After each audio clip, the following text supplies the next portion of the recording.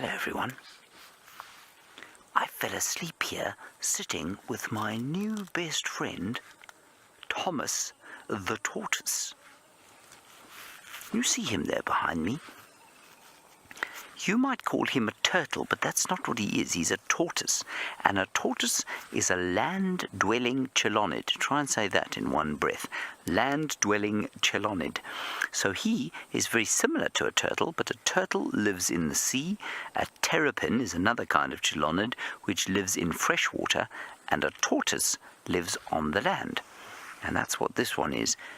And he's a special kind of a tortoise called a leopard tortoise. And you know, I think this guy, Thomas, is probably over 60 years old, maybe. That they don't get much bigger than that in this area.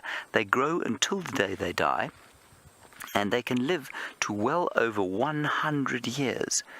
Now, I'm talking quietly, of course, because I don't want to give Thomas a fright. If I give him a fright, he'll disappear back into his shell. That's how he protects himself against predators. There are very, very few things that are able to eat something like Thomas, because he's got that very, very hard shell. So what he does is he pulls his neck and his feet into the shell, and that protects him from any predators that might want to eat him. So a hyena might come and try and bite his shell off, and also something like a ground hornbill. A hornbill is a very, very big bird, like a turkey, that crushes the tortoise's shell. Now, Ursula, you're wondering how the animals survive in the hot water, in the hot air, in the hot weather. Ursula, much the same way that we do, you know. What do when it's hot? You go and you find shade. That's what I've done here. Thomas and I are sitting in the shade. You might have a drink of water, and what water does is help to keep the body cool.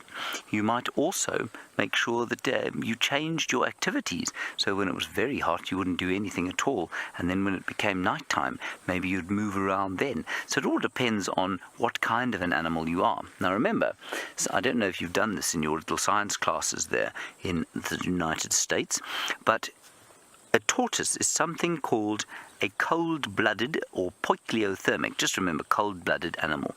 And that means, unlike us, it doesn't have a temperature that it maintains.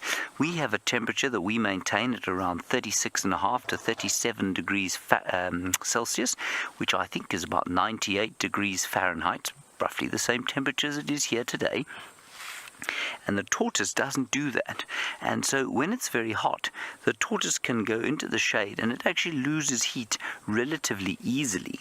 And then when it's very cold, that's when reptiles don't really like it. And that's why you find far more reptiles closer to warm parts of the world than you do in cold parts of the world. Isn't he a special fellow? And he's standing very, very still. He eats largely green stuff. So green sort of grasses and maybe plants like this one here. Sienna, you're wondering why he's called a leopard tortoise. This is actually not a very good example of a leopard tortoise, because a leopard tortoise is yellow, or yellowish, with sort of blackish type spots, which of course is the same color as an actual leopard. This guy, because he's so very old, he's lost quite a lot of that color.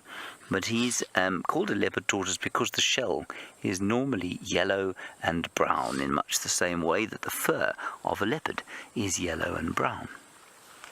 Isn't he a wonderful fellow? And he's being so very still because he thinks we can't see him, you see.